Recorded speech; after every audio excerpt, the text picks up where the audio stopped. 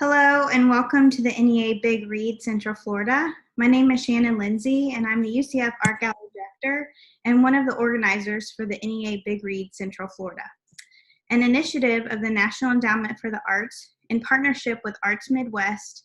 The NEA Big Read broadens our understanding of our world, our communities, and ourselves through the joy of sharing a good book. The University of Central Florida is one of 75 nonprofit organizations to receive a grant to host an NEA Big Read project this year. The UCF College of Arts and Humanities, in association with Seminole County Public Libraries and the Veterans Legacy Program, is offering programming including this series of virtual artist talks in celebration of the 30th anniversary of the publication of Tim O'Brien's The Things They Carried. Published in 1990, The Things They Carried is a collection of linked short stories about a platoon of American soldiers fighting on the ground in the Vietnam War. Based on the author's experiences as a soldier in the 23rd Infantry Division, with many of the characters sharing similarities to those in O'Brien's 1973 memoir, If I Die in a Combat Zone, Box Me Up and Ship Me Home. The Things They Carried explores the genre of metafiction and blurs the lines between fiction and nonfiction. Inspired by The Things They Carried, this series of talks asks artists to consider the way we respond to war. Can art adequately respond to war? How do artists represent the unrepresentable? Today we are pleased to welcome Kevin Haran, Associate Professor of Art and Jenkins Distinguished Scholar in Community Arts at the University of Central Florida. Kevin's work has been included in over 70 national and international juried exhibitions and is in the collections of the Army Art Collection in Washington, D.C., and the National World War II Museum in New Orleans, as well as the Columbus Museum, Edinburgh College of Art, and the Cornell Fine Arts Museum. Haran will discuss the process and meaning of his drawings, paintings, and sculptures, and the way in which they respond to the subject of war. Today's talk will be structured as follows. The artist's presentation will be approximately 30 minutes, and we will hold 10 to 15 minutes at the end for questions. All attendees' video and microphone are set to off, but please click the chat button and type your questions for the speaker in the chat box to the right, and I will ask as many questions as possible at the end of the presentation. If you get disconnected, please rejoin and we will let you back into the talk, and a recording of this talk will be available later on the UCF Big Read website. Thank you all for joining us for today's presentation, and I will now turn it over to Kevin Haran. Thank you, Shannon, for that wonderful introduction. At this moment, I'd also like to give my extreme thanks to Dr. Kerry Watson, the Big Read program, and also to you, Shannon, for hosting the talk and the exhibition. I'm going to go on and pull up some images here and kind of start at the beginning.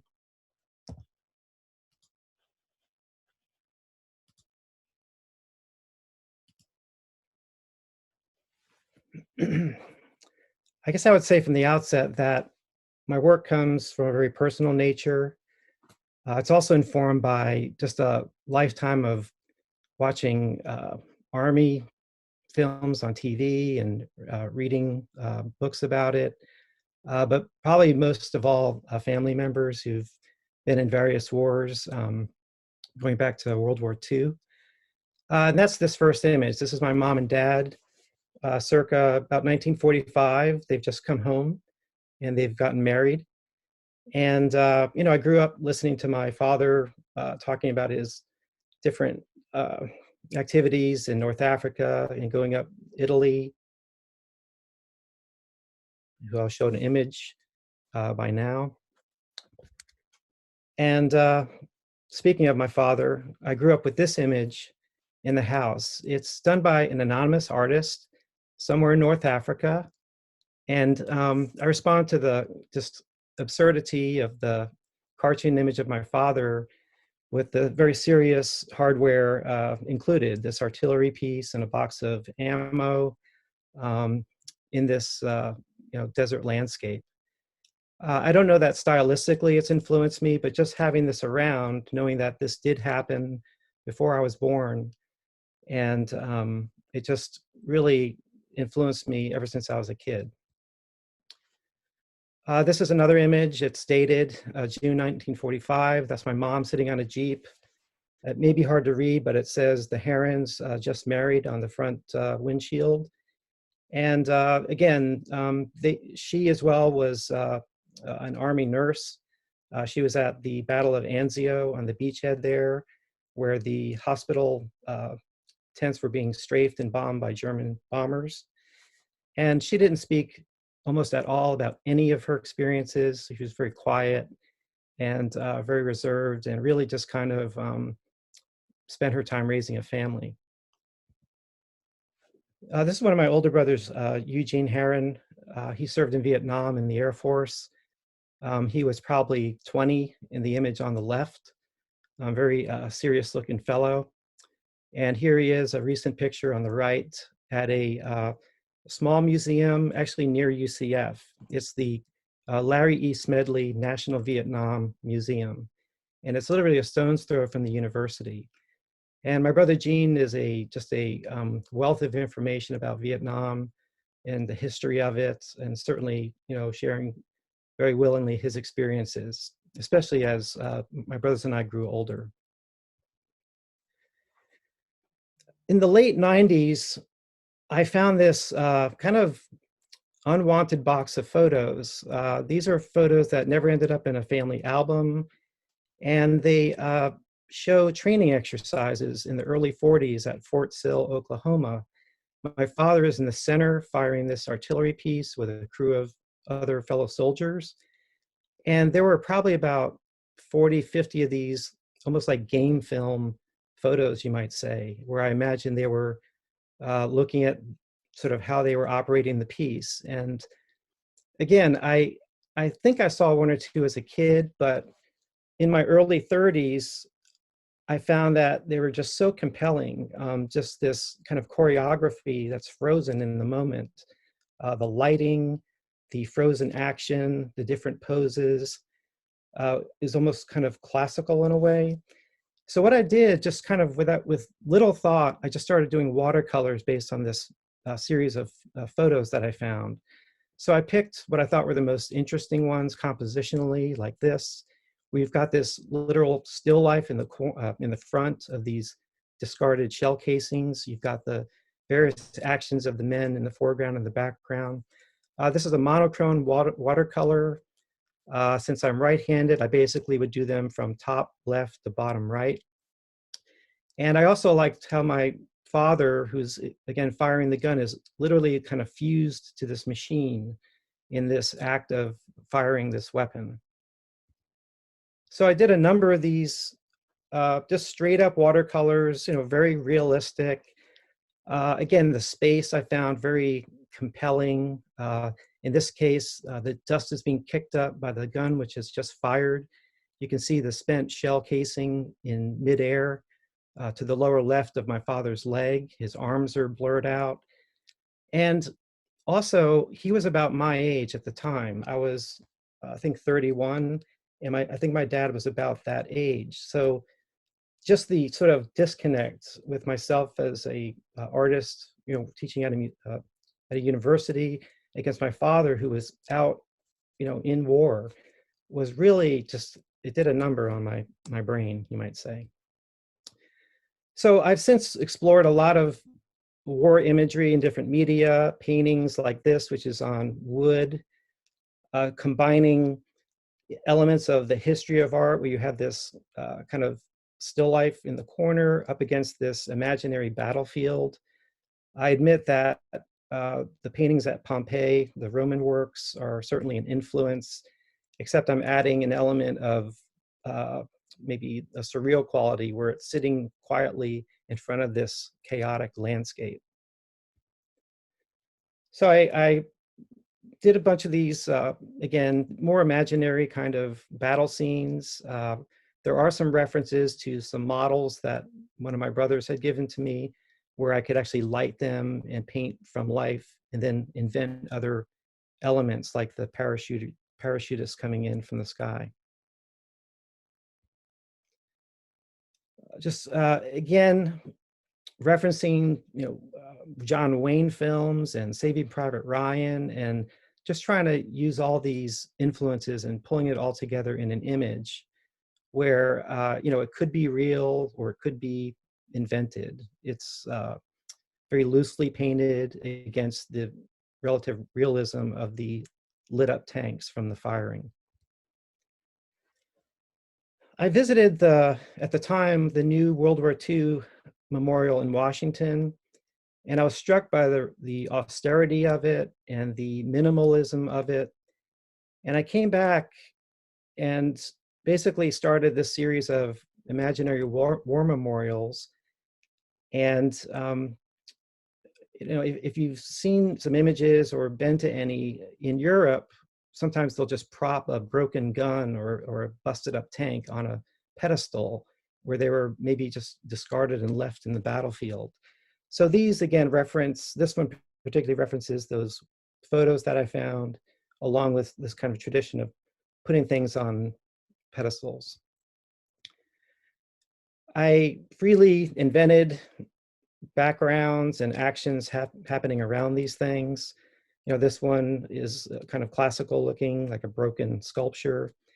I was also very influenced by a Scottish artist I got to know when I was the gallery director at UCF. His name was Jack Knox. He was the head of painting at Glasgow School of Art. And Jack, experienced the Blitz and, actual bombings at the docks in Glasgow. And I just found him to be a very interesting influence. Again, more examples of these war memorials. Minimal materials, ink wash and pencil on small sheets of Arches paper, about 6 by 9 inches.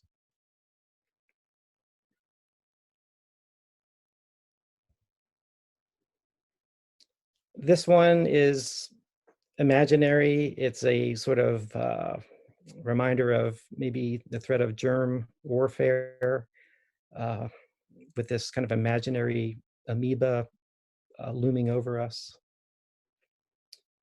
A burning tank sitting on this, again, classical column. Very small drawing, which I went ahead and gridded up into about a 6 by 8 foot mixed media painting. I know that there's this undercurrent of violence or implied violence in some of my images. I haven't quite gotten to the bottom of it, but I think it's the excitement and depictions of war from Hollywood films where, we're currently, you can see they've gotten more explicit and more graphic. About 10 years or so ago, I just got compelled to start building things. I guess in response or in the desire of seeing my paintings and drawings come to life, I started building these kind of tabletop sculptures, mainly out of foam board for the structure, and then cladding it, you might say, or camouflaging it with found cardboard from the pantry, from recycle bins, just kind of this free-for-all pop color on top of this very kind of deadly instrument of war. This would be a Tiger tank, which growing up as a kid, we're always in the movies and we're kind of the symbol for Germany. Battleship seemed to be very challenging and kind of exciting for me to build. So this is about a 5-foot model / sculpture of based on the USS Arizona. This is a field artillery piece, very much like the one my father was operating. I came across a black and white postcard of a hospital ship that my mother came back from Europe on. She didn't serve on a hospital ship, but I was really struck with just the graphic quality and the purpose of the ship and the color combinations, and I went ahead and built one. This one is based on the USS Hope of the Korean War era. I also made a shift. I went from the all over color to more local color, in this case, literally a green army tank based on a Sherman tank. And I was challenged by some of the curves and getting more elaborate with the wheels, for example. They're more complex than the first tank I built. And I do see them as symbols of war. They are toy-like, which is ironic, and the color is really kind of high-keyed.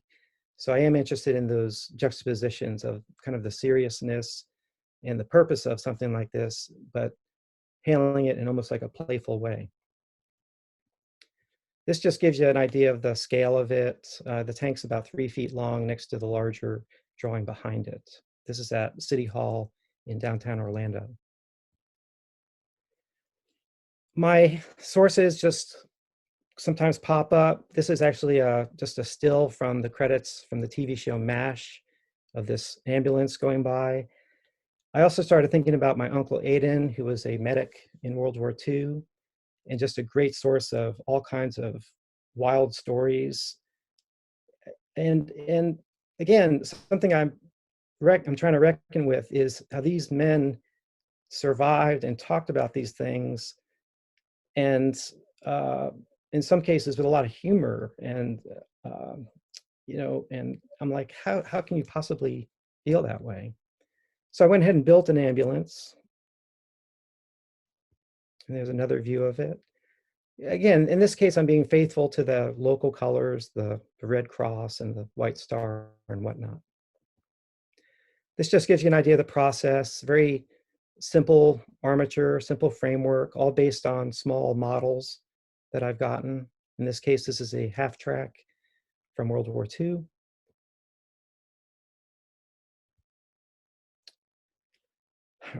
Rather than making small objects of big things, I went ahead and decided to build a gun, a large one. This is about 3 or 4 feet long. And it's based on what's literally an antique now, a 1911 .45 caliber automatic. And I just found it very scary and menacing. Oddly enough, the black cardboard I found was mostly from male centered commercial materials like cologne and beer and stuff like that, grills. So here's my big gun. And it did trouble me to build it, that I would spend 6 months doing this. A Flying Tiger, classic airplane, again, which is now very old at this point. I really enjoyed doing the camouflage on it. I thought, as a artist or a sculptor, trying to maybe up my game in terms of materials, carefully trying to create the camouflage pattern was a challenge. This is a Harrier jet, a jump jet, where I went back to the all over kind of puzzle-like mosaic of cardboard. I was attracted to the Harrier because it's very lean and menacing looking, a lot of sharp angles. I just kind of kept going all the way and went ahead and built a full-scale Hellfire missile. I started thinking about like what these planes and whatnot fire. So why not sculpt the ammo, the ammunition that these things fire. This is about 6 feet long. Getting back to some of those drawings I was doing, this is an imaginary landmine that is popping up and then sending off all these little barbs or bomblets, very much like some of the artillery drawings that Leonardo da Vinci did, which are really beautiful to look at. So I went ahead and just did a close-up of one of these barbs, which also resemble pollen in a way. And this is a newer drawing, 6 by 9 inches. This is 22 by 30, where this is actually in flight, coming down.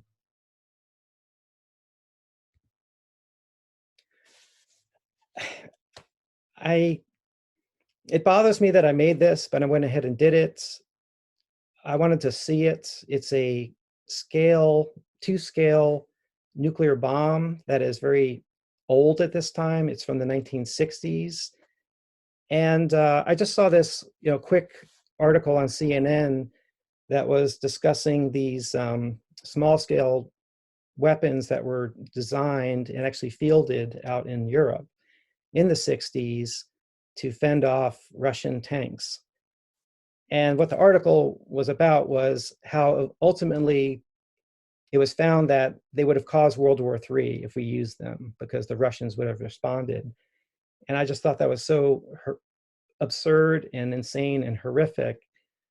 I just wanted to build one and put it in a gallery and just let people contemplate that.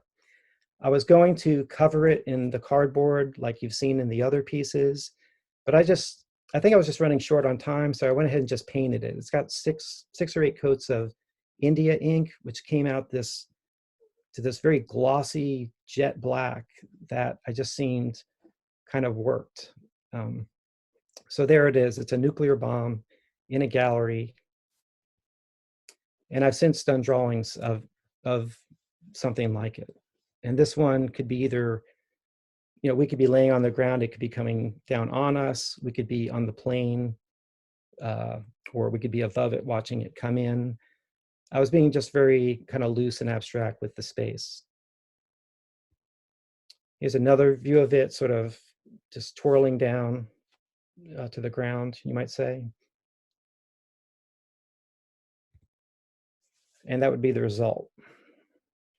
Very small drawing.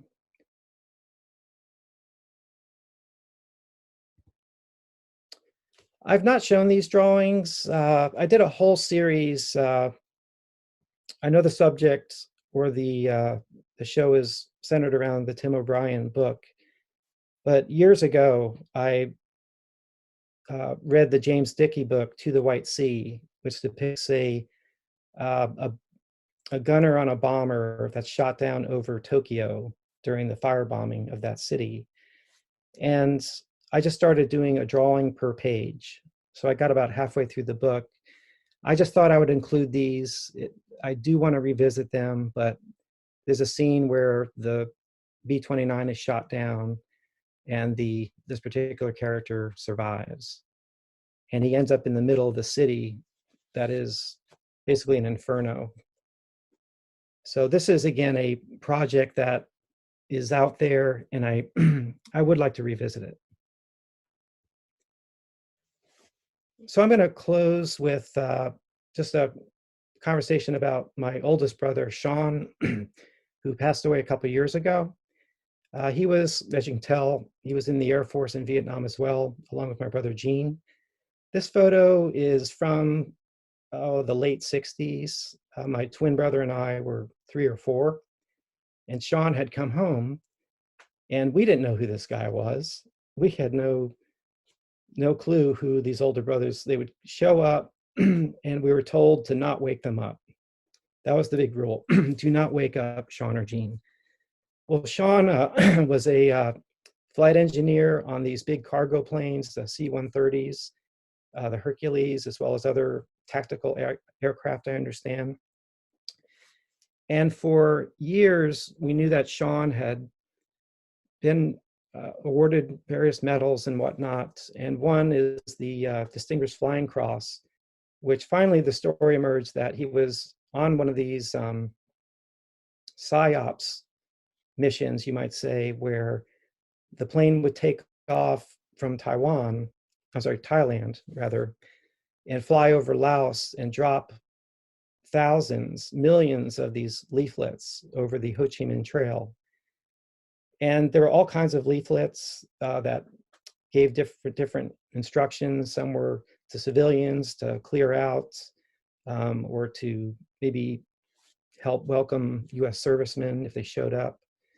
So I just started doing these paintings, and these are my kind of fantasy or imaginings about what this event may have looked like, this big old plane coming down and dropping these leaflets for propaganda purposes. And in this particular case, his plane was hit, And they somehow made it back. And through those efforts, he was awarded that medal. And we didn't hear the full story until not too long before he passed. So this is my, again, as an artist, responding to a family member's, real life events in the way I know how: drawing, painting, and sculpting. So these are acrylic paintings on paper, about 22 by 30.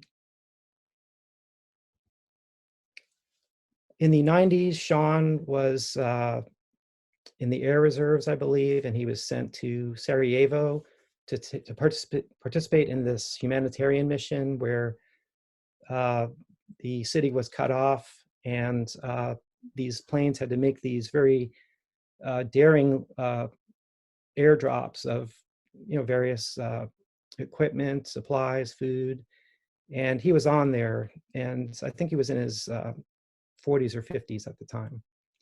So again, this is an imaginary drawing over Sarajevo Airport.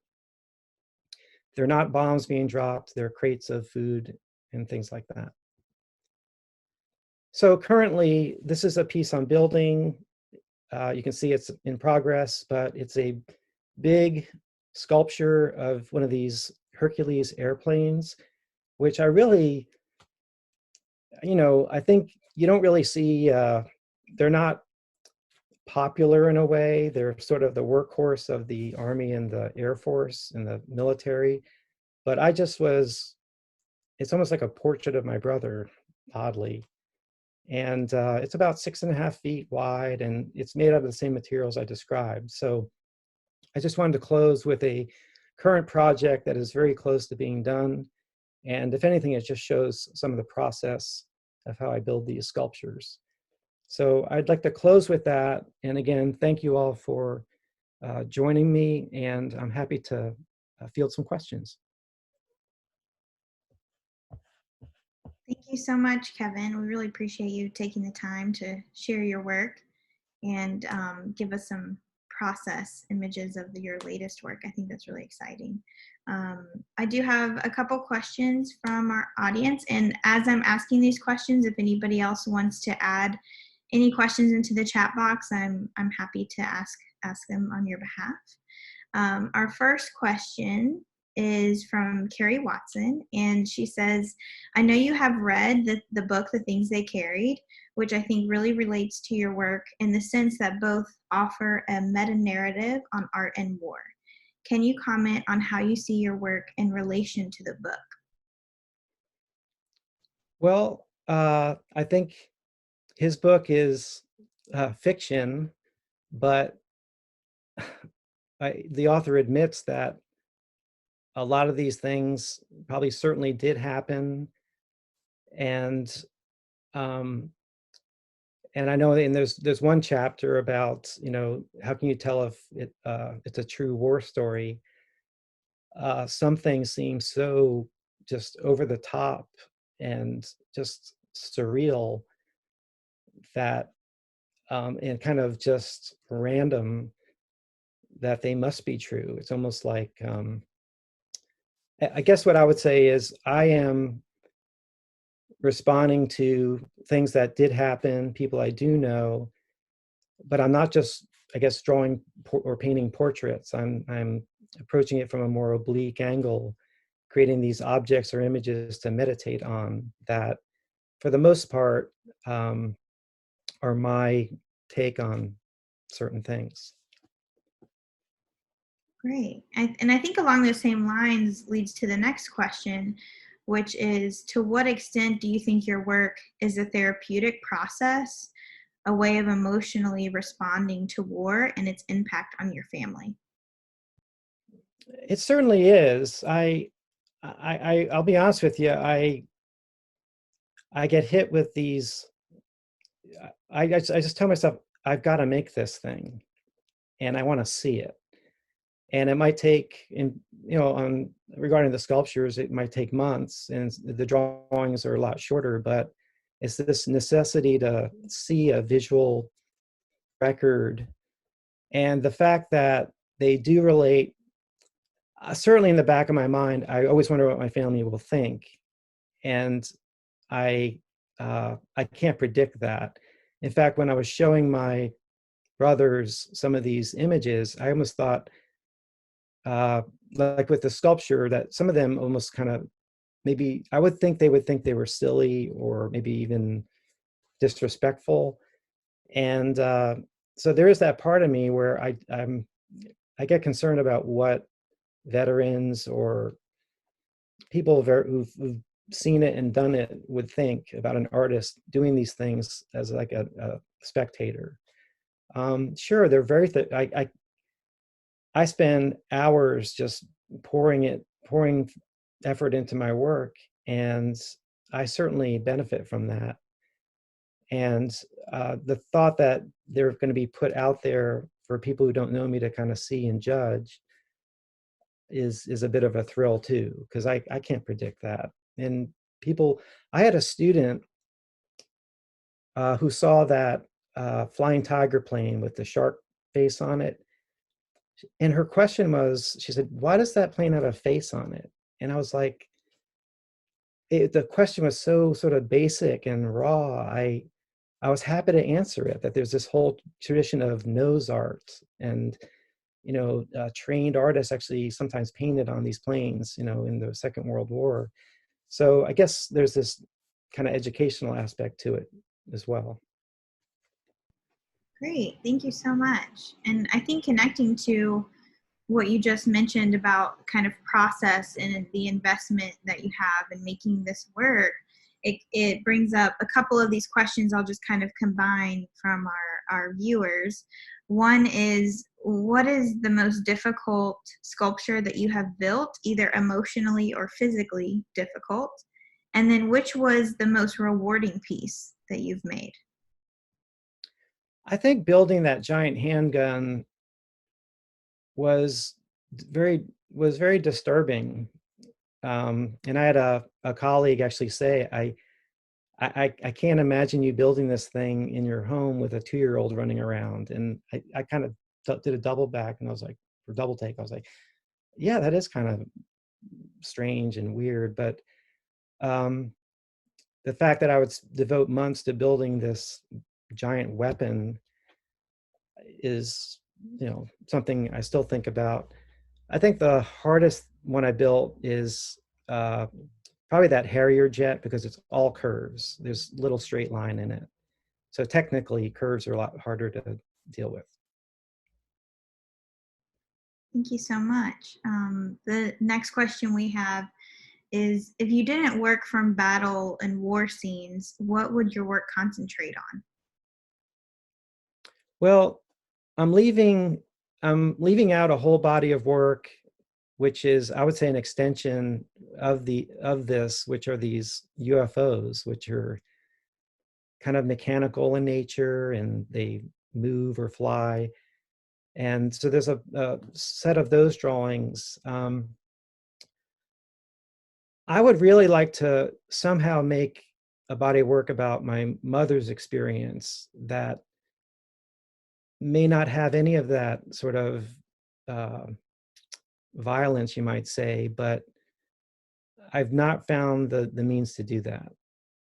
I also keep telling my wife that I just need to get a box of pastels and go outside and just go out to the woods and draw from nature, and be that sort of simple about making things, and not feel like it's got to be loaded with some sort of traumatic or historical meaning. Yeah, and it's interesting because that actually leads to another question by Alexander in our audience. That says, the aggression, power, and savagery in war are used to stimulate animosity and fear for the opposing side. Are you interested in depicting these emotions in the viewer? So I guess that's probably just as good of a question for yourself, is, as the artist, are you, how are you dealing with these ideas and these realities of it? Well, I'll tell you, I had a student um, who was from Lebanon, I recall, who was really upset with these, because I gave my kind of typical artist talk in a class, and she says, you're creating this personal war. Like what, it sounds so upsetting to her. It was, and uh, I guess I'm making things that I ultimately I want to see, and I can't quite expect what others will think, because I think depending on your age and your background, and you may have a strong opinion about something or could care less. So I a lot of these objects are fearful. Like I'm afraid of a global catastrophe, maybe as much as anyone else, or a major war, or my son uh, serving or being drafted. I mean, that's a fear. And so I guess there's some sort of, therapy involved, you might say. But as far as like, I guess, again, I can't really anticipate what the audience is going to do. And that's not like a main drive behind the work. Thank you for that. I think a way to really build, it seems, especially with some of the sculptures, this connection with the audience is your choice of material. And so we have a question from Robert in the chat that says, what is the significance of using the found cardboard? Many of them are from known brands. Was this intentional as commentary on war profiteering, or was it simply a result of the available materials? I'll the first time I used it, I was building things with just sort of the backing of the cardboard visible. So they came out kind of gray or kind of brownish. They were like models in a way. And by flipping it, it kind of jarred me to actually let the color and the graphics come through. And I just kind of ran with it. So I do think they disarm the pieces in a way, and they do become about now and commercial aspects. I think they could address the military industrial complex and profiteering. I guess I've made 10 or 12 or 13 of these now, and uh, it could be I've kind of said it already 8 or 10 or 12 times, but I think there's an element of it kind of disarms the image and or fights with it in a way, like it wants to be a tank, but it's got this sort of dinosaur galloping across the back. I think that's interesting, the idea of disarming it, right? It maybe is a way that you can deal with it as an artist, right? This, like, these concepts and these issues and these subjects that convey such heavy meaning and issues. And it also connects to another question from Tracy that says, what has inspired you to create juxtaposed scenarios within your artwork, such as a quiet focus, witnessing a chaotic event? Um, could I hear that again? Like my interest in juxtaposing those two things? Is that the? Yeah, I think the question is really about, there's a clear juxtaposition between what you're conveying and how you're conveying it, right? That even the drawings are really kind of quiet and delicate in some ways, and then even with the sculptures, like you mentioned, right, you're kind of using these materials that are everyday and seemingly non-threatening, right? But then what you're using it to convey something that has a totally different meaning. Yeah, I guess I'm deep down a representational artist, and I appreciate really, I guess I would call like really solid observational drawing, or when it comes to the sculptures, they're rather accurate. I'm not taking liberties with the proportions. Like I'm actually trying to make them seem uh, credible. And that may just be me. And I've actually tried to make the sculptures tighter and better built rather than maybe go the other way. And, as I've thought, like, what if I just built one in a day and it was just raw as can be? But that doesn't seem to I don't know that would gratify me so much. Uh, um, that's the best I can do, I think, at this time. It's a good question. I think it's great. Thank you so much. And you know, and you actually just mentioned, right, this kind of notion of time. And coincidentally, you guys, the audience has been amazing asking these questions in such a timely way. We have a question about investment of time. So you've mentioned that the gun took around 6 months to build. Would you say that that's the average time that it takes to build one of those sculptures? Or, you know, like you mentioned, there might be a variation of time and investment? Well, okay, the first tank I built took 2 weeks. But as I look on it, the whole thing is basically straight edges, straight line. And I was doing a lot of abstraction. Like I cut out a lot of detail because I just wanted to build it as quickly as I could. And over time, I've purposely spent just taking my time. You know, things will lay around. I'll go and, do other things and come back to it because I want them to be well made. And I don't want to be in a hurry when I'm making them. I just want to be able to kind of give them the necessary time where someone would like get 2 inches from one and say, wow, those edges are really sharp. I mean, rather than be kind of clumsily assembled. That's and then uh, well, there's two ways about it. You know, some of these things I'm trying to represent are like incredibly cutting edge technology, certain modern planes and whatnot.